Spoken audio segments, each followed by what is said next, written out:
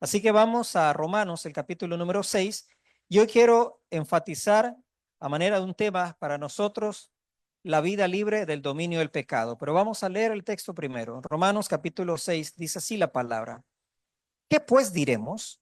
¿Perseveraremos en el pecado para que la gracia abunde? En ninguna manera, porque los que hemos muerto al pecado, ¿cómo viviremos aún en él? ¿O no sabéis que todos los que hemos sido bautizados en Cristo Jesús, hemos sido bautizados en su muerte?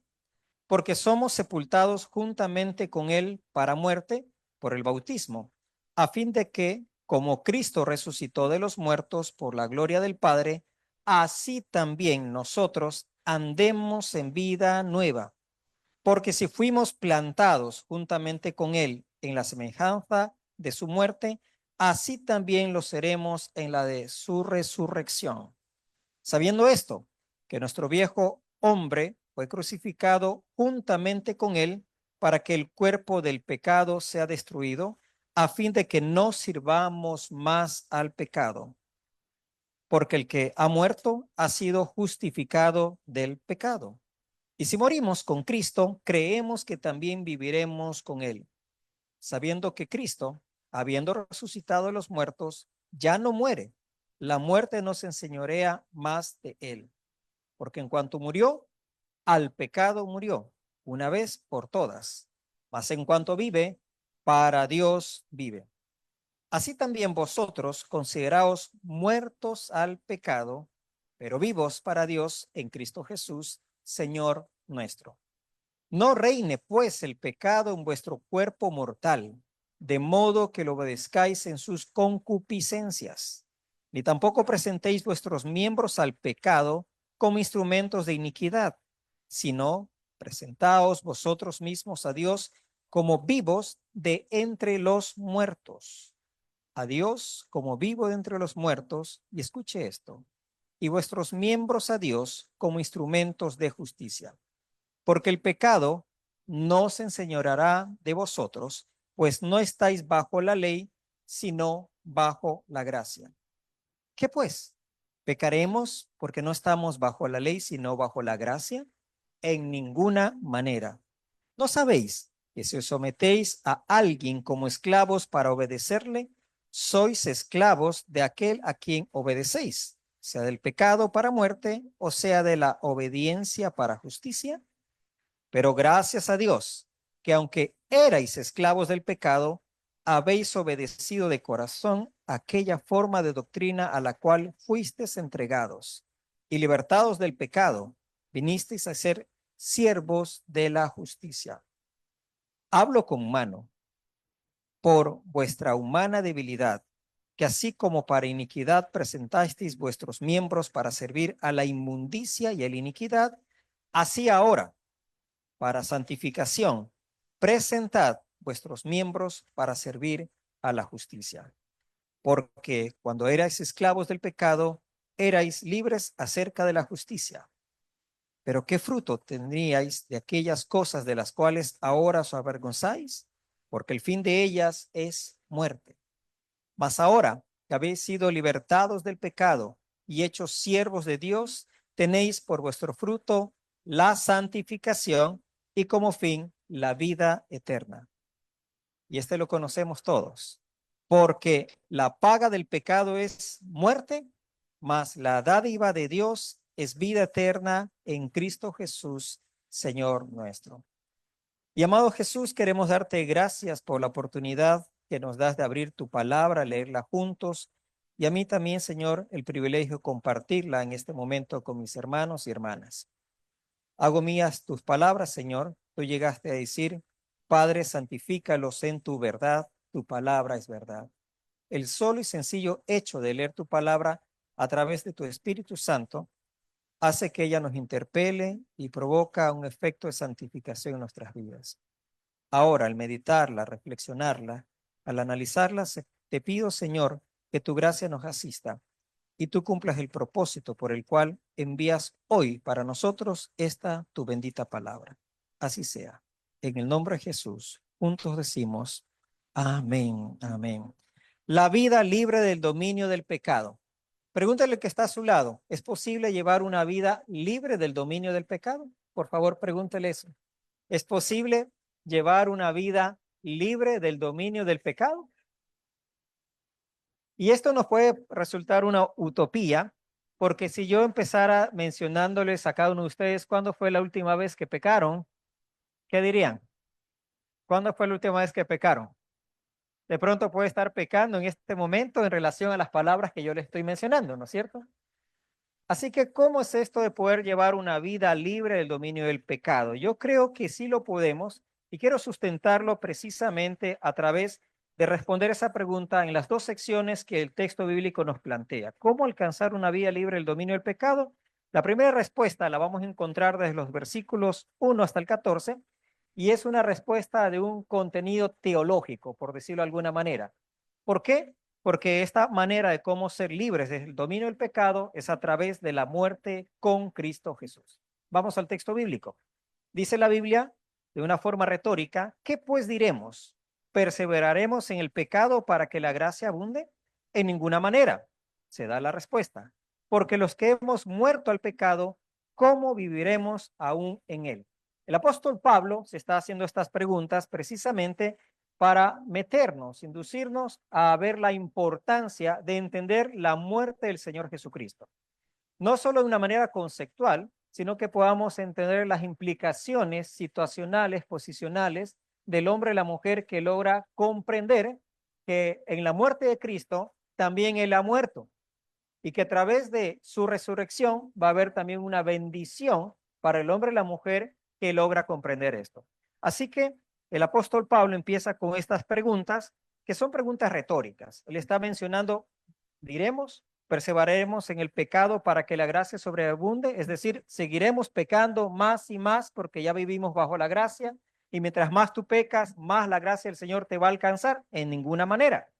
Y la conclusión lógica que él establece es esta, porque lo que hemos muerto al pecado, aquellos que hemos muerto al pecado, ¿cómo viviremos aún en él? Esta es la respuesta que él mismo se da.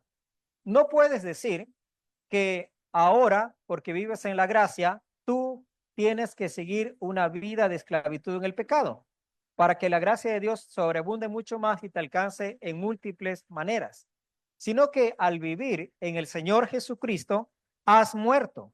La Biblia va a mencionarnos que aquellos que hemos muerto al pecado, ¿cómo viviremos aún en el pecado? Y versículo 3, ¿o no sabéis que todos los que hemos sido bautizados en Cristo Jesús, hemos sido bautizados en su muerte? Y aquí el apóstol Pablo va introduciéndonos a algo que hoy, en unos minutos más, va a guardar una marcada importancia para los hermanos y hermanas que van a pasar a las aguas del bautismo. Como ustedes bien lo saben, el bautismo no salva a nadie, pero sí, el bautismo es un acto de fe pública. Y cuando digo fe pública es porque estamos públicamente testificando de algo que ha pasado en nuestro corazón, pero también de una firme determinación que hay en nuestro ser de honrar al nombre de Cristo. Y esa forma de honrar guarda relación con el versículo 3, porque el apóstol Pablo va a decir, ¿no sabéis que los que hemos sido bautizados en Cristo Jesús, hemos sido bautizados en su muerte? Cuando un creyente pasa las aguas del bautismo, también es un recordatorio de que usted está públicamente identificándose con quién es Cristo Jesús. A lo largo de la historia del cristianismo, a veces le hemos diluido esta verdad teológica porque hemos considerado, y tiene razón, que para ser parte de la membresía de una congregación, entonces nosotros nos bautizamos. Y es verdad, usted se bautiza y entonces formalmente usted es recibido dentro del seno de una congregación. ¿Cuántos de ustedes lo sabían? Sí, sí lo sabían. ¿Cuántos son miembros bautizados de esta congregación o de otra? Entonces, usted se bautiza y ahora sí, a lo largo de la historia del cristianismo, decimos, como usted es bautizado, entonces usted tiene deberes y también tiene obligaciones con la congregación en la cual usted se bautiza, ¿no es cierto? Etcétera, etcétera.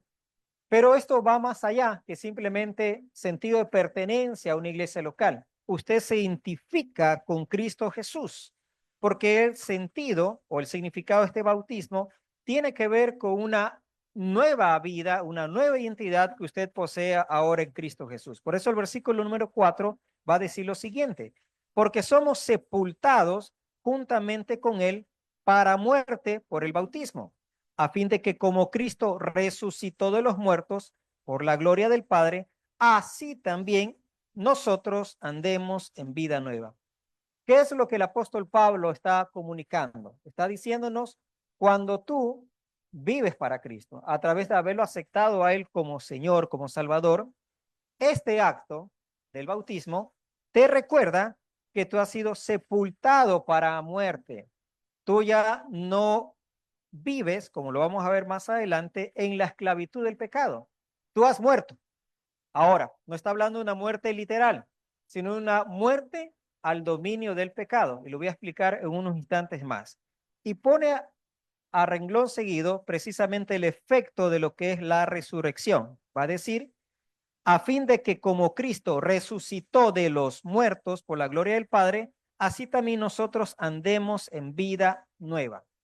Cuando un hombre o una mujer se bautiza y entiende esto, entiende que no es el bautismo un acto de salvación. No, usted es salvo cuando acepta a Cristo Jesús. Pero cuando usted entiende que al bautizarse usted está diciendo públicamente: yo ya no vivo para el mundo, yo ya no vivo para el pecado, he muerto al dominio del pecado, he resucitado en Cristo Jesús, en la resurrección de él, para vida. Eso conceptualmente va a llevarnos a una gran demanda sobre nuestras vidas. Una demanda que es ética, una demanda que es espiritual, una demanda que es de compromiso con el reino de los cielos, con la iglesia del Señor Jesucristo, una demanda que lo lleva a usted comprometerse con la transformación de todo su entorno a través de una nueva vida en Cristo Jesús que usted empieza a vivir. ¿Me estoy comunicando? ¿Sí? Si logro comunicarme, pégale un codazo al que está a su lado y dígale: ¿sí estás comprendiendo eso? Un compromiso muy especial que viene sobre nosotros. Y ahora sí, desde el versículo 5 en adelante, el apóstol Pablo va a profundizar un poco más esta argumentación teológica. Va a colocar de una forma más directa la figura de la muerte del Señor Jesucristo. El versículo 5 va a decir lo siguiente: porque si fuimos plantados juntamente con él en la semejanza de su muerte, así también lo seremos en la de su resurrección. Usted ha muerto, al igual que Cristo murió, usted también ha muerto. Pero la muerte suya es una muerte al pecado.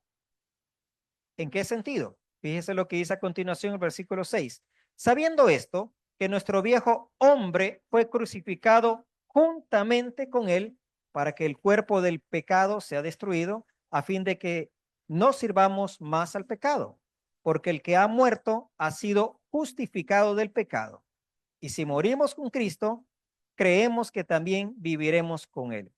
Estos versículos, de una perspectiva teológica, el apóstol Pablo está diciendo lo siguiente: cuando Cristo murió, murió una sola vez.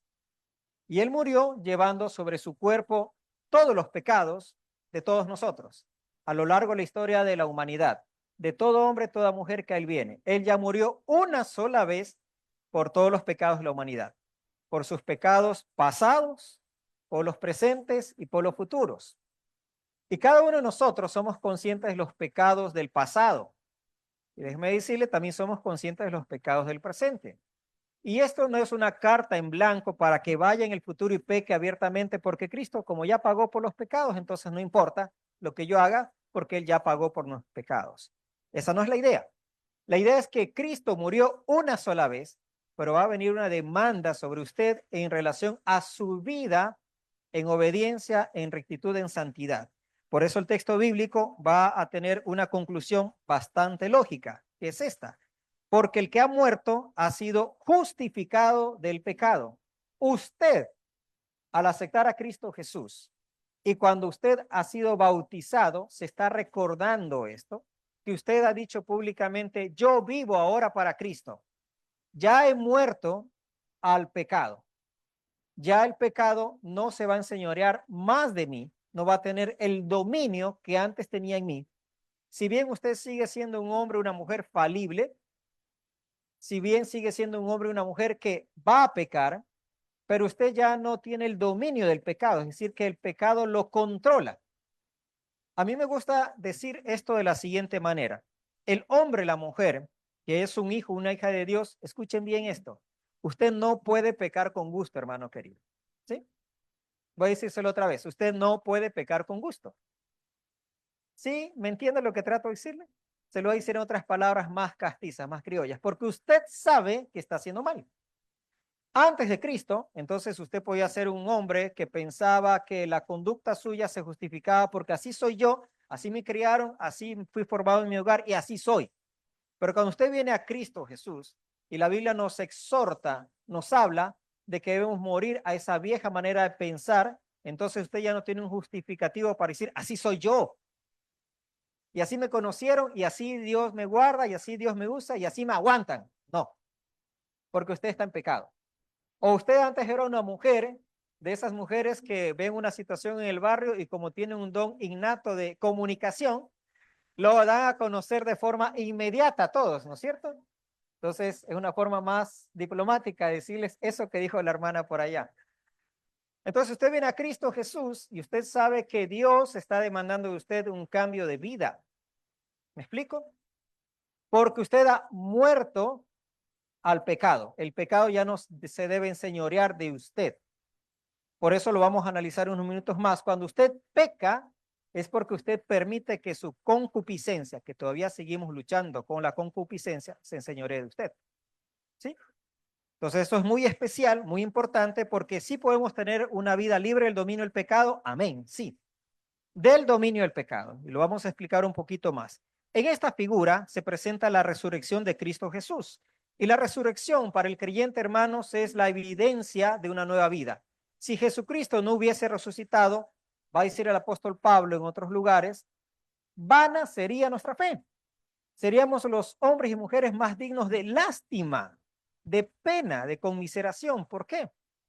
Porque estamos cantándole a un ser que simplemente es una ficción, un personaje histórico que dijo algunas cosas interesantes, trascendió en la historia, pero se murió como todos y hasta ahí llegó su vida. Sería vana nuestra fe. Estaríamos perdiendo el tiempo, hermanos. ¿Qué tal les pareció la alabanza? Bonita, ¿no es cierto?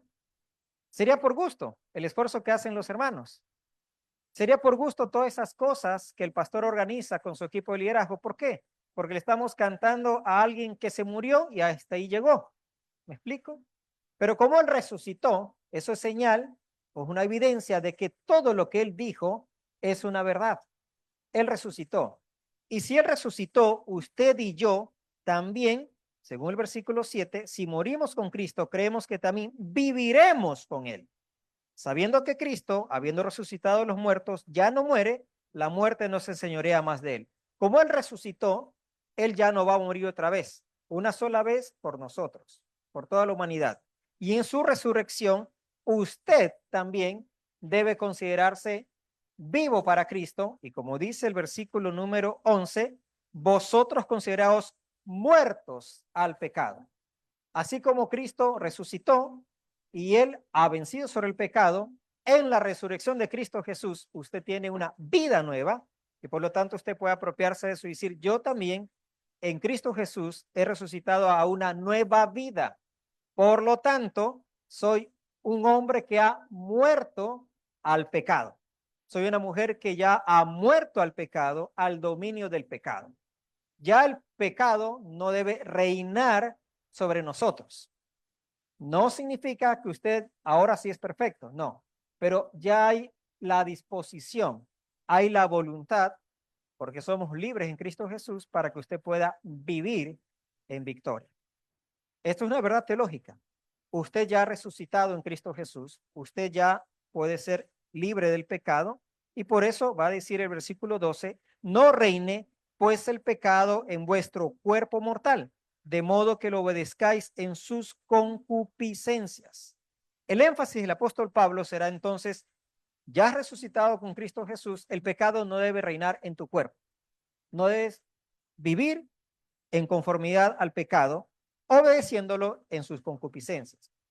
La pregunta es, ¿qué es la concupiscencia? ¿Qué es la concupiscencia?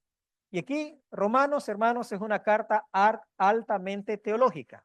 ustedes ya lo han estudiado en los capítulos que anteceden.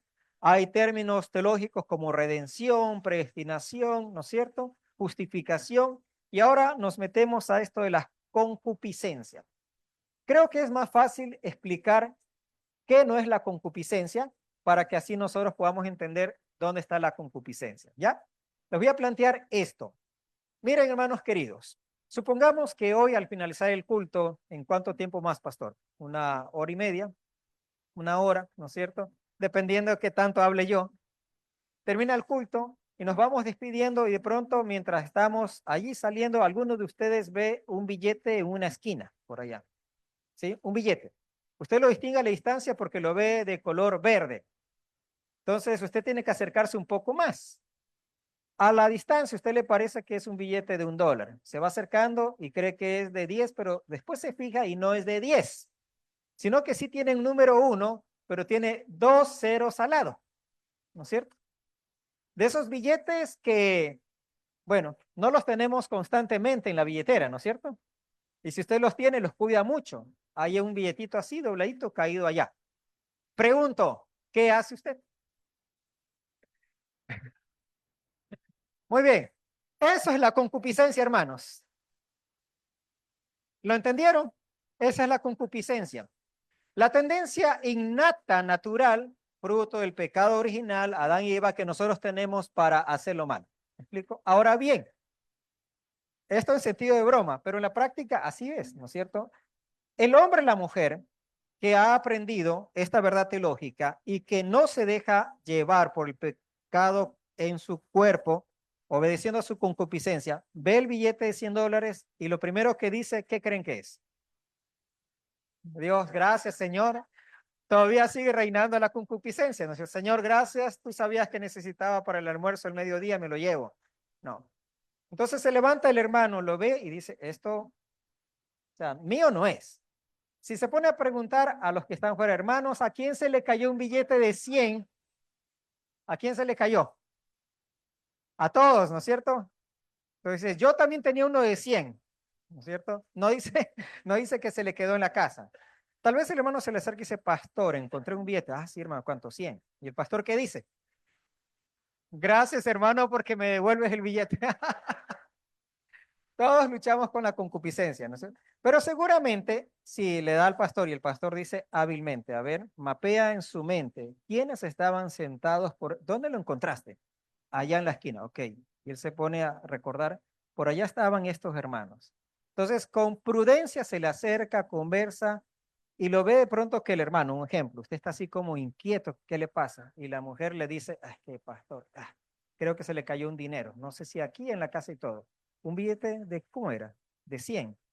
Sí, mire, y se le acerca diplomáticamente y le dice, pastor, gracias, porque verdad, eso era mío y ala. No, muy bien. Aún así, podría ser objeto de duda, ¿no es cierto? Pero fíjense que él ha hecho el proceso correcto, ¿sí? Pongo este ejemplo para que se den cuenta, eso es la concupiscencia. Es esa tendencia natural que usted y yo tenemos para inclinación al pecado. Esa es la realidad. ¿Luchamos con eso? Claro que seguimos luchando con eso. Por eso el texto bíblico es tan clave cuando dice, no reine pues el pecado en vuestro cuerpo mortal, de modo que lo obedezcáis en sus concupiscencias. En la calle es otra cosa, hermana. Ahora sí. En la calle es otra cosa, mi hermana. Más bien, si usted lo encuentra en la calle, me llama y me avisa a ver si lo compartimos, ¿ya? Esa podría ser una buena solución. Este es el punto central, mis queridos hermanos. Entonces, si logro comunicarme, quiero que se fijen precisamente cómo el texto bíblico nos presenta. Y finalmente, en esta primera sección, estos versículos van a colocar una argumentación de lo teológico a lo praxeológico. ¿Qué es lo praxeológico? Lo muy práctico de esto. Fíjese, versículo número 13. Ni tampoco presentéis vuestros miembros al pecado como instrumentos de iniquidad, sino presentaos vosotros mismos a Dios como vivos de entre los muertos y vuestros miembros a Dios como instrumentos de justicia. Lo práctico es, ok, yo ya no voy a ceder a la concupiscencia, formalmente voy a decidir que mi cuerpo obedezca a los postulados de la palabra del Señor, yo me obligo a mí mismo a obedecer lo que dice la palabra del Señor. Y en ese accionar viene el Espíritu Santo confrontándonos con su palabra. Dios nos confronta, nos interpela y nos enseña cosas muy puntuales, ¿no? A mí me gusta decirlo de la siguiente manera. La palabra del Señor nos dice cosas prácticas, directas a la vida, ¿no es cierto? Por ejemplo, en el caso hipotético, usted sabe que usted siempre ha luchado con tomarse algo que no le pertenece. Y déjeme decirle, a lo largo de la vida se le va a aparecer situaciones de esa forma. De tal manera que ahí viene lo práctico de la palabra. El Señor te está diciendo, ok, aquí tienes la oportunidad de poder hacer lo correcto o puedes dejar que tus miembros sigan al pecado y que la concupiscencia, tu deseo innato de obedecer lo malo, de pecar, dé rienda suelta en tu cuerpo. ¿Me explico? Pongo otro ejemplo. Conocí el caso de un joven que hoy por hoy está casado, gracias a Dios, pero él cayó en la adicción de la pornografía. Y tranquilos, no vamos a preguntar que nadie levante la mano con eso. Así que relájense, hermanos. No tiene que ver con que les haga una pregunta ahora a ninguno de ustedes. Pero esta es una práctica que la gente cree que obedece solamente a una etapa de la vida de las personas. Y digo de las personas porque no únicamente es inherente a los varones, también según ciertas estadísticas a las mujeres. Lo particular es que esto es algo que se puede convertir en una adicción a lo largo de la vida y usted encuentra a personas que ya no son adolescentes, sino que son jóvenes adultos. Algunos creen, bueno, ya cuando me case esto se me va a quitar y se casan y tienen hijos y los hijos crecen y luego llegan los nietos y todavía siguen en las mismas luchas. ¿Me explico? Ahora, ¿cómo llegar a romper un ciclo así de esclavitud del pecado? Porque el texto bíblico nos está diciendo, no reine en vosotros el pecado. Pues cuando usted entiende que en Cristo Jesús, Él ya pagó el precio de sus pecados y que lo llama a usted a tener posicionalmente una vida en libertad en Cristo Jesús. ¿Qué pasó con este hombre? Lo primero es entender esto. Yo le decía, tú ya no debes vivir en una vida así, porque ya Cristo Jesús murió una sola vez pecados, que hay un proceso que debes iniciar, ¿sí? Y que puedes buscar ayuda terapéutica y todo aquello sí, pero debes entender acá y acá que Cristo Jesús ya te libró de esos pecados. Debes entenderlo. ¿Me explico? Esto funciona así. El Señor dice algo sobre nosotros y usted tiene que o lo cree o no lo cree. Si usted lo cree, entonces usted empieza a asumir la posición, la identidad que en Cristo Jesús se establece para usted. Por eso el texto bíblico nos habla de que ya no reine en nosotros el pecado. Y versículo número 14 va a decir, porque el pecado no se enseñoreará de vosotros, por no estáis bajo la ley, sino bajo la gracia. Progresivamente, un hombre puede ver cómo Dios lo saca de cualquier situación compleja. Le voy a contar otra historia para explicarme un poco mejor. Vivimos por muchos años, mi familia y yo, en la ciudad de Quito, y en un grupo de discipulado, un día llegó un hermano que, bueno, un hombre muy especial, muy particular, alto, fuerte. Después tuve el privilegio de tenerlo como alumno del seminario. Y un momento dado, cuando hablábamos acerca del cambio en la nueva vida en Cristo Jesús, la esposa contó esta historia y quiero contársela también a ustedes. Por la ciudad de Quito, él iba manejando en su carro y de pronto en una intersección otro carro lo rebasa. ¿Cuántos de ustedes aquí manejan? ¿Cuántos manejan? ¿Cuántos manejan? Estoy preguntando, manejan hombres, mujeres. No pregunto a los varones quién lo maneja usted, sino si manejan. Manejan, ¿no es cierto? Entonces, alguien cogió y le hizo el crucete, ¿no es cierto? Entonces él le pita y obviamente se incomoda. Estas cosas pasan, ¿no es cierto? ¿Sí? Aquí en Guayaquil les pasa eso, les ha pasado cada rato, ¿no es cierto? Bueno, él sigue avanzando y después otra vez el mismo carro se le atraviesa, ¿no? Entonces le pita más fuerte, ya empieza a molestarse. Sigue avanzando así y le hace eso una vez más. En la cuarta vez que se lo vuelve a hacer, los dos avanzan a llegar con las justas al semáforo en rojo y él baja su vidrio, lo queda mirando y le dice fuerte, bruto, que Dios te bendiga. Entonces la esposa me cuenta eso y digo, ya, ¿y? O sea, ¿dónde está el testimonio del cambio? Me dice, pastor, porque él jamás en la vida hubiera hecho eso. Ahí yo me di cuenta que en verdad Él estaba cambiando en Cristo Jesús. Le digo, pero amplíeme, me dice, pastor, porque él era un hombre que él lo perseguía, lo bloqueaba hasta que se detenía el otro y él se bajaba y le pegaba.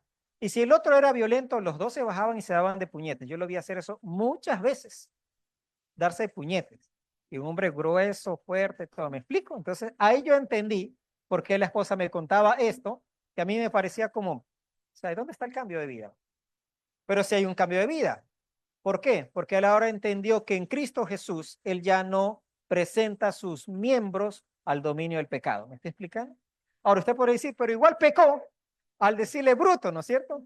Claro, claro. Y algunos dirán, pastor, pero ya pecó menos.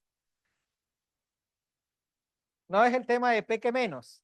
Lo que quiero que se dé cuenta es la libertad del dominio del pecado. ¿Explico? Un hombre que antes, y la esposa después me decía, pastor, con él no sabíamos en algún momento si va a llegar a la casa vivo, porque era tan violento, tan iracundo, que de verdad él se exponía a muchas cosas. Entonces uno empieza a apreciar, digo, de verdad, aquí hay un hombre que va entendiendo la dimensión de la palabra. ¿Puede ser usted libre del dominio del pecado? Sí. La primera respuesta, a través de entender la muerte con Cristo Jesús. Él ha muerto y usted también está muerto con él. A usted ha muerto con Cristo Jesús al pecado. ¿Cuántos dicen amén? ¿Sí? Ahora bien, viene la parte ya de la demanda para usted y para mí. Lo entendemos conceptualmente eso, entonces, ¿cómo somos libres del dominio del pecado? Por la rendición a Cristo Jesús. Y es lo que aparece en los versículos 15 hasta el final. Dice que pues pecaremos porque no estamos bajo la ley, sino bajo la gracia en ninguna manera. ¿No sabéis que si os sometéis a alguien como esclavos para obedecerle, sois esclavos de aquel a quien obedecéis, sea del pecado para muerte o sea de la obediencia para justicia?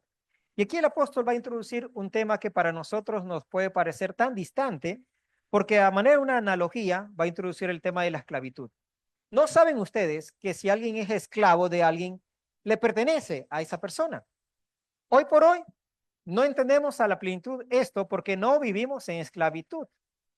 Y aquellos que dicen, no, pastores, que usted supiera en mi trabajo me tratan como esclavo, le digo no. Aunque usted se sienta que lo explotan como esclavo, no es un esclavo. En la época en que es escrita el libro de Romanos y el Nuevo Testamento, las 3/4 partes de la población a nivel mundial eran esclavos. Un esclavo llegaba a esa condición porque nacía esclavo o porque entraba en un conflicto bélico, su país, su nación, su grupo étnico, y eran sojuzgados, y todos aquellos que eran ya vencidos eran tomados como esclavos. Usted heredaba esa condición. Es decir, que si de pronto yo era esclavo de Cristian y yo ahí tenía a mi esposa y mis hijos también eran esclavos de Cristian. ¿Por qué? Porque era una condición que se heredaba, se traspasaba. Y el esclavo, hermanos y hermanas queridas, no tenía derechos a nada, absolutamente a nada. Por decirlo de una manera, el amo le decía salte y el esclavo saltaba. Más bien tenía que preguntar qué tan alto quieres que salte, pero no tenía derechos a nada. Ahora, se introduce esta idea para decir nosotros ya no somos esclavos del pecado, pero sí vamos a ser esclavos de ¿quién? De Cristo. Y por eso la Biblia va a decir más adelante que nosotros somos ahora siervos de Cristo Jesús. Somos siervos. Esa palabrita siervos nos encanta. Si yo les pregunto a ustedes cuántos siervos del Señor hay aquí, ¿cuántos alzan la mano? Este jovencito, oh, siervo de Cristo. Otra vez, ¿quiénes se consideran siervos y siervas del Señor? Ya. La palabra siervos que utiliza la Biblia para hablar justamente de los hombres y mujeres que tenemos este compromiso con Cristo es dulos y precisamente es esclavo. Con ese mismo pensamiento, un esclavo. Con la idea del esclavo que no se manda, que no hace lo que le da la gana, sino que hace lo que el amo le pide. Y esto es muy romántico, porque a la iglesia nos gusta decirnos, yo soy esclavo de Cristo. Y nos piden que vengamos el día sábado a las 7 de la mañana y no venimos. ¿Me explico? O nos dicen, yo soy esclavo de ¿cuántos siervos hay aquí? Yo soy siervo de Cristo Jesús, ¿no es cierto? Y cuando nos piden que de nuestro bolsillo tengamos que aportar algo, hasta ahí llegó nuestra esclavitud a Cristo Jesús. ¿Me estoy explicando?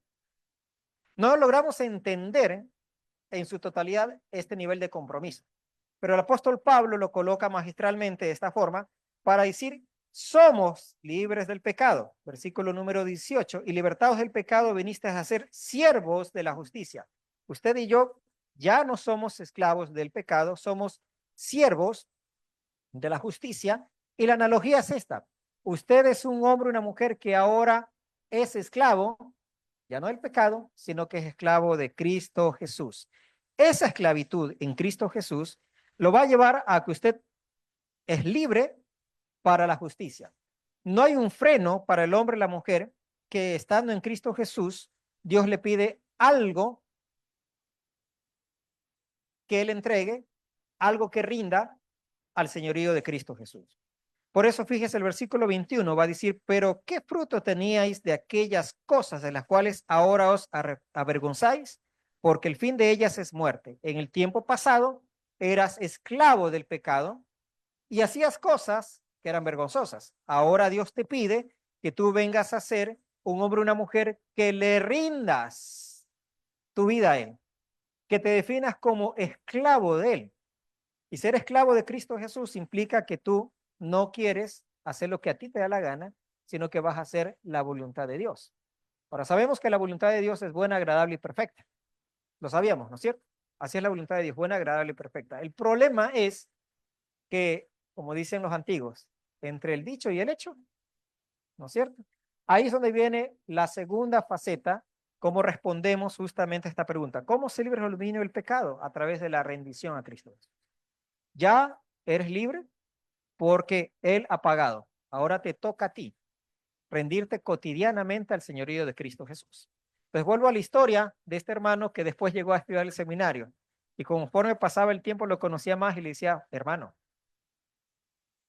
inventemos un nombre, Juan, pero ya no le dices bruto a nadie cuando vas manejando para saber cómo va avanzando, ¿no es cierto? Él sabía que él luchaba con su ira y cada uno de ustedes sabe con qué lucha tiene, de qué pata cojea, ¿sí o no, hermanos? ¿Sí? Los pastores tenemos luchas, sí, no somos perfectos, no volamos, también tenemos luchas. Por eso el texto bíblico es tan práctico porque nos invita a que usted se rinda al señorío de Cristo Jesús. Y por eso el versículo número 22 va a decir, mas ahora que habéis sido libertados del pecado y hechos siervos de Dios, tenéis por vuestro fruto, ¿qué cosa? La santificación y como fin la vida eterna. El fin es la vida eterna, estaremos con Él. Esto no significa que si usted peca va a perder la salvación, no. Pero el resultado de que usted es un hombre o una mujer que ha entendido esta verdad teológica y que busca rendirle su vida a Cristo Jesús, es que usted busca la santificación constante en su vida. Y ahí viene otro asunto teológico, ¿no es cierto? Somos santos en Cristo Jesús. Posicionalmente Él nos ve santos, santos. Mire los casados, mire la esposa a su esposo que está acá. Las esposas miren a su esposo. Mírelo, mírelo. ¿Y qué le parece? ¿Qué le parece ese hombre santo que está allá a su lado? Les dicen, de todo será pastor, pero santo. Y ustedes los casados, ven a esa mujer, mírenla. Ahí está santa. Y claro, en el caso de las mujeres, a veces las mujeres sí parecen una santa, ¿no es cierto? Sí son una santa. Pero si usted se queda analizando un poco más la conducta de cada cual, wow, o sea, estamos distantes, ¿no es cierto? Ahí es donde viene el proceso de rendición de su vida a Cristo Jesús de manera constante y eso es un proceso de santificación, según la Escritura. Usted le rinde constantemente, día tras día, su vida a Cristo Jesús y Él va ajustando las áreas de su vida que debe ajustar y que solamente Él lo puede hacer. Esto no es sencillo, hermanos. Nos confronta en todas las facetas de nuestra vida. ¿Por qué? Porque esto se aplica a cómo nosotros desarrollamos nuestro diario vivir allá afuera en comunidad. Vivimos una vida en proceso de santificación constante que no se evidencia aquí, hermanos. Aquí nos nutrimos de la palabra, pero salimos allá para allá demostrar que Cristo Jesús está obrando un proceso de santificación en nuestras vidas, allá afuera. En la casa, en el trabajo, en el barrio, en la comunidad, en donde quiera que ustedes se desempeñen.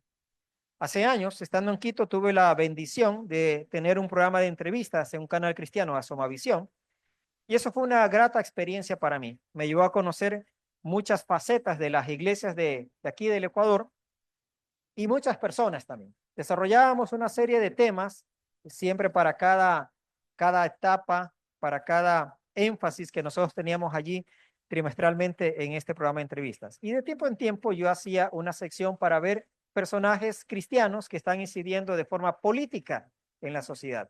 Y así llegué a conversar con un joven que me contó una historia muy particular, muy particular. Él estuvo trabajando en una dependencia de Estado, en un X ministerio. Y en algún momento dado, la máxima autoridad cogió y le pasó unos papeles que necesitaba que él firme rápidamente, al terminarse ese día la jornada, un día viernes. Él los firmó y se dio cuenta que esto no era correcto y que lo iba a meter en problemas a él y a todos. Así que cuando subió donde su jefe le dijo, no, no puedo firmar esto. Dice, pero ¿por qué no? Le digo, porque mis valores, mis principios me lo impiden, dijo este muchacho. ¿Y a qué te refieres? Y le dijo, de frente, soy cristiano evangélico. ¿Saben cuál fue la respuesta de su jefe? Hizo un, ¡ja! Hermanito. Así que has sido hermanito y tú también. Ah, firma nomás, anda, firma, déjate de cosas. Si no eres el primer hermanito que trabaja aquí, así que anda, firma, tranquilo. Y él se fue con los papeles. Pues yo le escuchaba atentamente la historia. El lunes, este joven llegó con su carta de renuncia y renunció. Ahora, renunciar ante el Estado, hermanos, es serio, porque veámoslo desde esta perspectiva. Usted tiene un nombramiento y usted está bien. Eso es como una especie de lotería que usted va a tener el resto de su vida, ¿no es cierto? Y trae complicaciones. Entonces él llegó y presentó su carta de renuncia y el jefe estaba pasmado, atónito. O sea, ¿estás seguro de lo que quieres hacer? Sí, porque no voy a ser partícipe de esto por mis convicciones en Cristo Jesús. Rendición a Cristo Jesús. Él se fue, recogió sus cosas y cuando ya estaba saliendo del edificio, en la puerta se le encuentra al jefe y le dice, ¿sabes? Aquí ha habido otros hermanitos como tú. Todos han hecho lo que yo les he pedido siempre. Eres el primero que es coherente entre lo que ustedes dicen, que dice la Biblia y su vida. Y se quedó mirando un rato y le palmeó y dijo, bueno, si alguna vez quisiera ser hermanito, sería por gente como tú. Cuídate. Y se fue. Entonces, hasta ahí esa historia. Ahora viene la otra parte, ¿no? A nosotros nos cuentan esos testimonios. Uno dice, sí, el Señor pelea por los suyos porque Dios es bueno, fiel, ¿no es cierto? Y honra a los que le honran. Y deja un trabajo y a la vuelta de la esquina chorro de trabajo, ¿no es cierto? Y recibe un trabajo que le pagan 3 veces más y gloria a Dios, amén, aleluya. Y así, todos renunciando mañana, ¿no es cierto? Salgamos de un entorno pecaminoso. Bueno, la historia no termina así. Y le digo, ¿cómo te ha ido? Dice, pastor, llevo 3 años sin trabajo. Ese es el mundo real. Llevo 3 años sin trabajo. No me ha sido fácil volver a conseguir un empleo así, ni tampoco con ese sueldo, ni nada. Es verdad, no me ha faltado. Dios siempre me ha permitido que de una manera u otra supla la necesidad mía y mi familia. Y viene la pregunta del billón, ¿te arrepientes de haber hecho eso? Y le bajó la cabeza y dijo, no, pastor, porque aunque no tengo el estilo de vida que tenía antes, pero yo sé que he honrado el nombre de Cristo. Rendición. ¿Me estoy comunicando, mis queridos hermanos? ¿Cómo ser libre de la vida, el dominio del pecado? Primero, como lo hemos visto, entendiendo la muerte con Cristo y segundo, por la rendición a Cristo Jesús. Y ahí cobra sentido, hermanos, el último versículo, versículo 23. Leámoslo juntos, por favor, hermanos, para ir concluyendo. Al contar 3. 1, 2, 3. Porque la paga del pecado es muerte, mas la dádiva de Dios es vida eterna en Cristo Jesús, Señor nuestro. Usted y yo somos llamados a vivir una vida ahora en rendición a Cristo Jesús. 2 aspectos muy claros del pasaje. Cómo alcanzar una vida libre del dominio del pecado o la muerte de Cristo Jesús. Él ya pagó. Y posicionalmente, tú ya no tienes que vivir bajo el dominio del pecado que te esclaviza. Seguimos luchando con nuestras concupiscencias, pero en la virtud que tú te rindas a Cristo Jesús, tú puedes vivir una vida diaria en victoria en Cristo Jesús. Si usted no ha aceptado a Jesucristo, no puede nada. Todo parte de tener una relación con Cristo Jesús.